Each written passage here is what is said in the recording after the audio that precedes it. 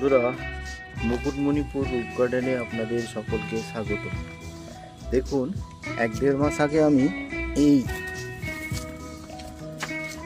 পাতাবাহার গাছগুলোর ডাল কেটে বসিয়েছিলাম। আর দেখুন কত সুন্দর গাছগুলি হয়ে গেছে। এখানে এই পাতাবাহার গাছগুলো 8-10টা আছে। দেখুন খুব সুন্দর হয়েছে। এগুলো বসানোর আমি সময় পাচ্ছি না, এরপর বসাবো এক এক করে। এই যে দেখুন এখানে কত সুন্দর হয়েছে। দেখুন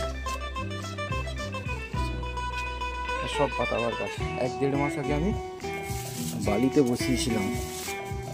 প্রায় 90% সাকসেস। দেখুন 90% গাছ হয়ে গেছে, ডাল শেকড় বেরিয়েছে।